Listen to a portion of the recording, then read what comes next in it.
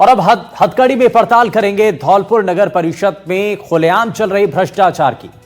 एक ठेकेदार से बकाया भुगतान के बदले रिश्वत की मांग की गई। एसीबी ने छापा मारकर इस पूरे नेटवर्क का खुलासा कर दिया है। चपरासी से लेकर के अफसर तक सबके नाम सामने आए हैं। 5 कर्मचारी सलाखों के पीछे भी आ चुके हैं, लेकिन सवाल अब भी वही है कि क्या आयुक्त पर भी एक्शन होगा। यह सवाल यहां पर बना हुआ है। लेकिन एसीबी ने कैसे इस पूरे मामले का भंडाफोड़ किया, क्योंकि यहां पर सवाल यह भी है कि क्या यह एक अधिकारी था या इसके पीछे एक बहुत बड़ा नेटवर्क काम कर रहा है। ठेकेदार से बकाया भुगतान के बदले जो रिश्वत की मांग की गई, क्या यह पहली बार था या इससे पहले भी कई बार ऐसे ही रिश्वतखोरी का मामला चल रहा था। 5 कर्मचारी सलाखों के पीछे आ चुके हैं, लेकिन आगे की कहानी क्या है जरा वो आपको दिखाते हैं।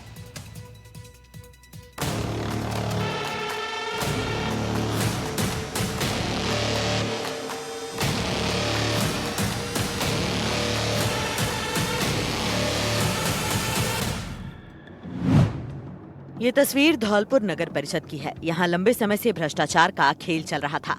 एसीबी ने इस दफ्तर में करप्शन की गंगा में डुबकी लगाने वाली 5 शातिर मछलियों को पकड़ लिया, लेकिन मगरमच्छ अभी भी पकड़ से बाहर है। धौलपुर नगर परिषद कार्यालय में चल रहे भ्रष्टाचार के बड़े मामले का भरतपुर एसीबी की टीम ने भंडाफोड़ किया है।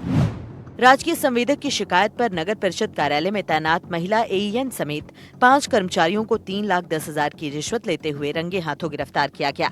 रिश्वत की राशि आयुक्त अशोक शर्मा के नाम से मांगी जा रही थी, लेकिन आयुक्त की अभी तक गिरफ्तारी नहीं हो सकी है, जिससे एसीबी की कार्रवाई पर सवालिया निशान खड़े हो रहे हैं। हालांकि आयुक्त से एसीबी की तरफ से पूछताछ की जा रही है। Additional SP ACB Amit Singh ने बताया, राजकीय संवेदक ने भरतपुर एसीबी कार्यालय में एक शिकायत दर्ज कराई थी। परिवादी ने शिकायत में आरोप लगाया कि नगर परिषद के कर्मचारी अशोक शर्मा आयुक्त समेत एईएन एवं अन्य 4 कर्मचारी भुगतान कराने के एवज में 3,10,000 की रिश्वत की मांग कर रहे हैं। एसीबी के एडिशनल एसपी ने बताया, इस मामले का भौतिक सत्यापन कराया। भौतिक सत्यापन के बाद एसीबी की टीम ने गुप्त तरीके से जाल बिछाया और गुरुवार को 5 कर्मचारियों को गिरफ्तार किया है। दरअसल राजकीय संवेदक ने भरतपुर एसीबी कार्यालय में एक शिकायत दर्ज कराई थी। शिकायतकर्ता ने आरोप लगाया कि 2024 में शहर की कॉलोनियों में बारिश से जलभराव हुआ था। जलभराव की निकासी के लिए नगर परिषद ने टेंडर की निविदा निकाली थी।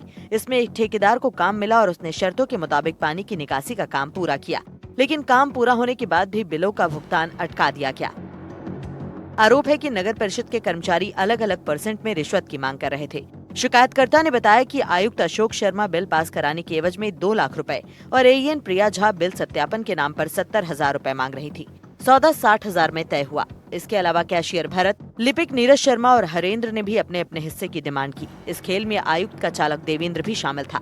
एसीबी ने ठेकेदार की शिकायत का गुप्त रूप से भौतिक सत्यापन कराया और इसके बाद 3,10,000 रुपए की रिश्वत लेते हुए 5 कर्मचारियों को रंगे हाथों गिरफ्तार किया गया। 10 वर्ष एक कार्य किया था, जिसमें कुछ पेमेंट बकाया था, लगभग 13 लाख। उस पेमेंट को क्लियर करवाने के लिए उसकी चेक इनको देने की एवज में इनसे रिश्वत राशि की मांग की गई थी। सत्यापन करवाया गया और उस सत्यापन के एवज में आज ट्रैप की कार्रवाई आयोजित की गई एसीबी भरतपुर टीम द्वारा न्यायालय के निर्देशानुसार, और कुल 3,10,000 रुपये जो रिश्वत राशि थी वो ली गई, बरामद भी हो गई। 5 लोग इसमें ट्रैप हुए। आयुक्त की भूमिका संदिग्ध है, उसकी जांच। अब आपको बताते हैं कि आखिर ये पूरा खेल चलता कैसे था। नगर परिषद कार्यालय में भ्रष्टाचार का खेल चालक, चपरासी से लेकर आयुक्त तक फैला हुआ था। ठेकेदारों से काम का भुगतान कराने के एवज में मोटी रकम मांगी जाती थी। आयुक्त अशोक शर्मा की डील चालक देवेंद्र के जरिए होती थी। एईएन प्रिया झा के लिए एक प्राइवेट व्यक्ति रिश्वत लेता था। कैशियर भरत, लिपिक नीरज और हरेंद्र सीधे ठेकेदारों से वसूली करते थे। ठेकेदारों के अलावा भूमि कन्वर्जन, पट्टा वितरण, मकान और कॉलोनी की स्वीकृति तक में रिश्वतखोरी का खेल चलता था। अब सवाल ये उठते हैं कि अभी तक आयुक्त की गिरफ्तारी क्यों नहीं हुई है। एसीबी ने एईएन प्रिया झा, कैशियर भरत, लिपिक नीरज शर्मा, चालक देवेंद्र और लिपिक हरेंद्र को गिरफ्तार कर लिया। आयुक्त अशोक शर्मा अभी तक गिरफ्त में नहीं है। आयुक्त से देर रात तक पूछताछ की गई। दौसा के आवास की तलाशी भी ली गई। आयुक्त का ऑफिस सील कर दिया गया, मोबाइल जब्त कर लिया गया। आयुक्त के चालक देवेंद्र से 2 लाख रुपए की रकम बरामद हुई है। लेन देन की जांच के बाद आगे की कार्रवाई होगी। आयुक्त की गिरफ्तारी न होने से एसीबी की कार्रवाई सवालों के घेरे में है। आपको बता दें कि अशोक शर्मा का सफर भी विवादों से भरा रहा है। 2002 में उन्होंने संविदा पैरा शिक्षक के पद के लिए आवेदन किया था, जिसे तत्कालीन कलेक्टर ने निरस्त कर दिया। लेकिन राजनीतिक पहुंच की वजह से 2003 में उन्हें संविदा सहायक के पद पर नियुक्ति मिल गई। इसके बाद उन्होंने पीछे मुड़कर नहीं देखा और नेताओं की सिफारिश से संविदा कर्मी से धौलपुर नगर परिषद आयुक्त तक पहुँच गए। धौलपुर में आयुक्त अशोक शर्मा की लग्जरी लाइफ चर्चा में रहती है। सरकारी गाड़ी के अलावा कई निजी गाड़ियां भी उनके पास हैं। उन्होंने निजी सुरक्षा भी ले रखी है। कई बार स्थानीय नेताओं से विवाद की नौबत भी आई, लेकिन अपने रसूख की वजह से उन्होंने किसी को तवज्जो नहीं दी। एसीबी के एक्शन के बाद 5 कर्मचारी पकड़ में हैं, लेकिन नगर परिषद का असली खेल अभी भी उजागर होना बाकी है। बड़ा सवाल यही है कि क्या इस कार्रवाई से धौलपुर नगर परिषद का भ्रष्टाचार खत्म होगा या सिस्टम फिर बड़े अफसर को बचा लेगा। धौलपुर से नीरज शर्मा के साथ जयपुर से एनडीटीवी के लिए सुशांत पारिक की रिपोर्ट। तो देखा आपने कैसे यहां पर अपने शौक पूरा करने के लिए ये सब कुछ अंजाम दिया जा रहा था, रिश्वत का काम किया जा रहा था, लोगों से रिश्वत लेकर के और फिर उनके काम किए जाते थे। तो ये नेटवर्क का पूरा खुलासा हुआ है और इस मामले को लेकर के कार्रवाई की जा गई। वही कहा जाता है कि जोड़ियां ऊपर वाला बना करके भेजता है और शादी का बंधन पति पत्नी को हमेशा हमेशा के लिए एक कर देता है।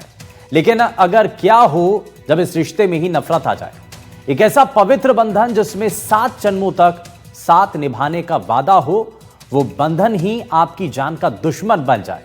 ऐसा ही एक मामला सामने आया पाली से, जहां एक भरा पूरा परिवार उजड़ गया और मुकेश को फांसी के फंदे का सहारा लेना पड़ा। लेकिन ऐसा क्यों हो रहा है? पहला ऐसा मामला नहीं है जब ऐसा इस मामले के अंदर हुआ हो। इससे पहले भी कई ऐसे मामले सामने आ चुके हैं। पति पत्नी का जो रिश्ता है वो इतना पवित्र होता है, लेकिन आखिर कैसे ये दरार बन रही है? क्यों आखिर एक दूसरे की जान के दुश्मन बन रहे हैं और रिश्तों में जो मिठास हुआ करती थी वो क्यों खत्म हो रही है? आगे आपको दिखाते हैं।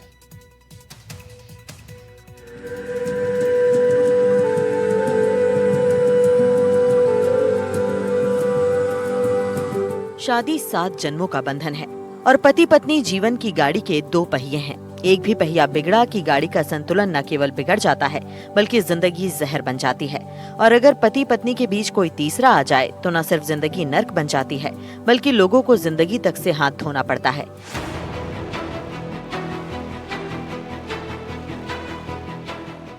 ऐसा ही मामला पाली के चामुंड नगर से सामने आया, जहां मुकेश अपनी पत्नी रेखा और अपने 2 मासूम बच्चों के साथ हंसी खुशी जी रहा था। पत्नी रेखा से बेइंतहा प्यार करता था, इतना प्यार कि उसके पहले बेटे की जन्म की खुशी में उसने पत्नी रेखा को बड़ा तोहफा आशापुर नगर में मकान खरीद कर दिया। लेकिन उस खुशहाल जोड़ी को वो नजर लगी कि मुकेश को फांसी के फंदे से झूलकर जान गंवानी पड़ी।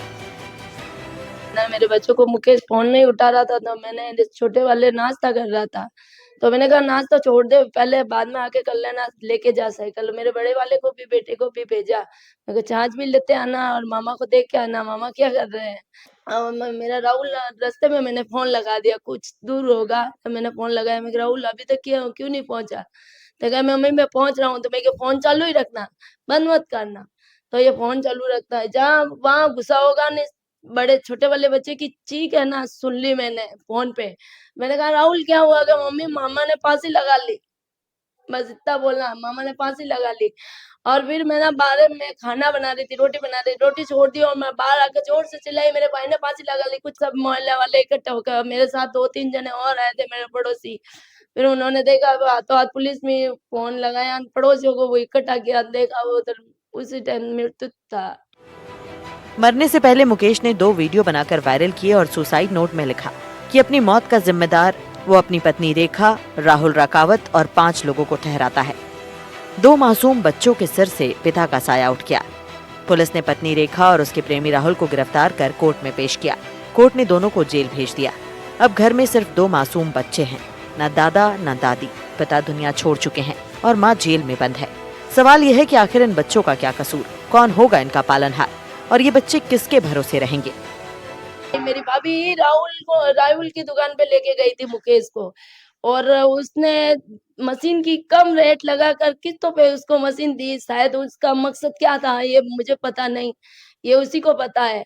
और किस्तों के जरिए अंदर आना, मशीन सिलाई मशीन ठीक कराना नहीं। ये जब से सिलाई मशीन हमारे घर में लाई, जब से उनके उनके अनबन चल रही थी और शारीरिक संबंध भी नहीं बनाने देती मेरे भाई को। 6 महीने पहले ही इसने बंद कर दिए थे और जब हमें पता चला, सबसे पहला मुझे पता चला था और उसके मैंने कुछ बताया नहीं और होली पर मेरे भाई को पता चला तो इस बात को लेके अनबन उनके बड़े वाले जिया जी आए थे, उसका भाई भी आया था, सबने समझाया फिर भी ये नहीं समझी और फिर इस बीच में अनबन लड़ाई झगड़े चलते रहे और वो धमकाता रहा, करता रहा, गाली-गलौज करता रहा, हमेशा ना मतलब इसको डराता रहा कि मैं तो लेके जाऊँगा, मोची तू कुछ नहीं कर सकता, तू एकदम कमीना आदमी है। और ये कहती थी कि तू उसे जानती नहीं, वो इतना बड़ा वो क्या कहते हैं शिवसेना में कि कोई ऐसी करके पार्टी है कि उसका अध्यक्ष वगैरह है, कि वो तुझे मार देगा, ऐसी-ऐसी बातें बोलते हैं। हमारे भाई ने 2-3 बार आके समझाया कि भाभी ऐसा मत करो, तुम्हारा मन नहीं लगता है तो मैं घूमने ले जाऊँ, ऐसा करो। सब तरह से समझा के देख लिया था, फिर वो औरत नहीं समझती थी। पूरे इनसाइड स्टोरी जानने से पहले आपको बताते हैं कि मुकेश और रेखा की शादी कैसे हुई थी और उनकी जिंदगी कैसी थी। मुकेश की शादी नवंबर 2012 को धूमधाम से हुई थी। मुकेश के पिता की मौत बचपन में ही हो गई थी। मुकेश के 3 भाई और 2 बहनें हैं। मुकेश फैक्ट्री में फोल्डिंग ठेकेदारी का काम करता था, पैसा भी अच्छा कमा लेता था। शादी के बाद मुकेश बहुत खुश था, पत्नी रेखा से बहुत प्यार करता था, उसकी हर इच्छा को पूरा करता था। हर शनिवार और रविवार पत्नी को घुमाने भी ले जाता था। 2013 में पत्नी रेखा ने बेटे को जन्म दिया। बेटे के जन्म की खुशी में रेखा को एक मकान खरीद कर दिया, एक और मकान बनवाया जहां वो दोनों बच्चे साथ रहते थे। दोनों का जीवन हंसी खुशी चल रहा था। मुकेश की जिंदगी को किसी की नजर लग गई। पति पत्नी के बीच तीसरे की एंट्री हो गई, जिसके बाद हंसते खेलते परिवार को ग्रहण लग गया। पत्नी रेखा और उसके प्रेमी ने उसे धमकाना शुरू कर दिया। अब आपको बताते हैं कि रेखा और उसके प्रेमी राहुल का ये खेल शुरू कैसे हुआ। रेखा ने मुकेश को सिलाई मशीन खरीदने की बात कही। रेखा के प्रेमी राहुल का सिलाई मशीन बेचने का काम है। रेखा मुकेश को प्रेमी राहुल की दुकान पर ले गई। मुकेश को कुछ भी नहीं पता था। राहुल रेखा को अपनी दुकान पर देखकर बहुत खुश हुआ। उसके साथ उसका पति मुकेश भी था। दोनों ने इशारों में बात की। हजारों की सिलाई मशीन उसने किश्तों में रेखा को दे दी। इसके बाद राहुल खुलेआम मुकेश के घर आने जाने लगा। जब मुकेश घर पर नहीं होता तो रेखा राहुल को बुला लेती, कभी मशीन खराब होने के बहाने तो कभी कपड़े के बहाने। बच्चों को रेखा उस समय बाहर भेज देती थी। धीरे धीरे रेखा ने मुकेश से झगड़ा शुरू कर दिया। बढ़ती परेशानियों को लेकर मुकेश ने अपनी बहन से बात की। परिजनों ने रेखा को समझाया भी, लेकिन कोई समाधान नहीं निकला। राहुल ने मुकेश को धमकाना शुरू कर दिया, जिसके बाद मुकेश डिप्रेशन में आ गया। रेखा ने पुलिस में झूठी शिकायतें भी की। ब्यावर में मुकेश के खिलाफ मारपीट, दहेज का मामला भी दर्ज करा दिया। इसके बाद रेखा प्रेमी राहुल के साथ अलग घर में रहने लगी। रेखा मुकेश को मकान अपने नाम करने और प्रॉपर्टी देने का दबाव बनाने लगी। इन हालातों में मुकेश काफी परेशान हो गया। मुकेश ने भी पुलिस में शिकायत की, लेकिन कोई फायदा नहीं हुआ। हर तरफ से हार कर मुकेश ने वीडियो बनाया। इसके बाद मुकेश ने मौत को गले लगा लिया। जैसे ही पुलिस को संज्ञान में आया, पुलिस ने तत्परता दिखाते हुए मौके पे पहुंचे हैं। एफआईआर दर्ज कर ली गई थी, परिवारजनों वाला एफआईआर दे दी गई थी। इन्वेस्टिगेशन सीओ सिटी जो है वो इसको इन्वेस्टिगेट कर रहे हैं। जो उपयुक्त धाराओं में इस केस को रजिस्टर करके तत्काल प्रभाव से जो एविडेंसेस थे उसको सीज किया गया और 2 लोगों को इनमें डिटेन किया गया था, जिसमें एक मृतक की पत्नी है और एक उनकी जो पत्नी है उनके मिलने वाले हैं, उनके परिचित हैं। दोनों को ही हमने अरेस्ट कर लिया है और इन्वेस्टिगेशन अभी और जारी है।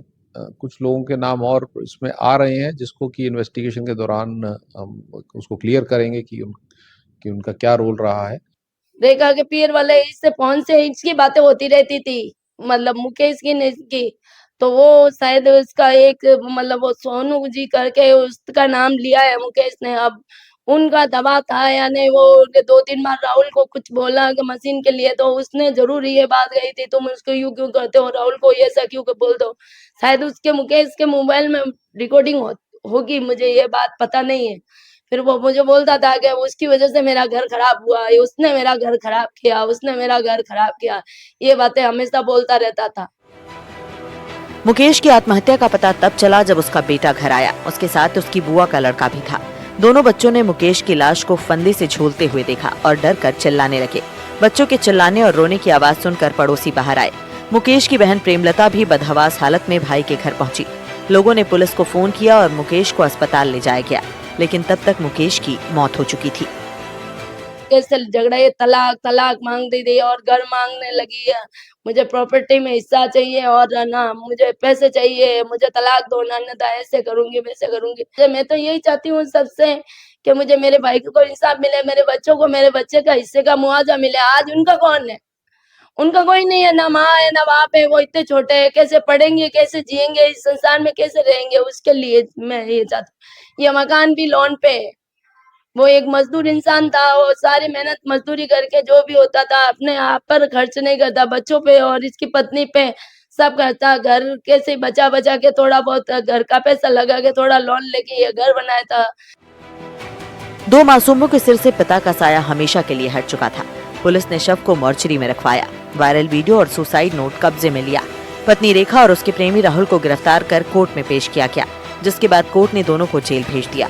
अब मुकेश के घर पर सन्नाटा छाया हुआ है। क्या इन बच्चों को इंसाफ मिलेगा और मुकेश की मौत के जिम्मेदार लोगों को सजा मिलेगी? ये तो आने वाला समय ही बताएगा।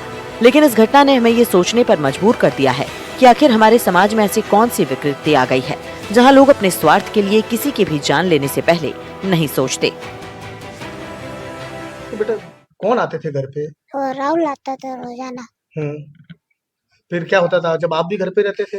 हाँ, हम्म तब वो हम बदमाशी नहीं करते थे, झूठा नाम लगा के कहते थे बात ये बदमाशी करते हैं, इनको बाहर के अंदर वाले कमरे में भेज दो, हमको फोन लेके अंदर वाले कमरे में भेज देते। नहीं तो कौन बोलता था?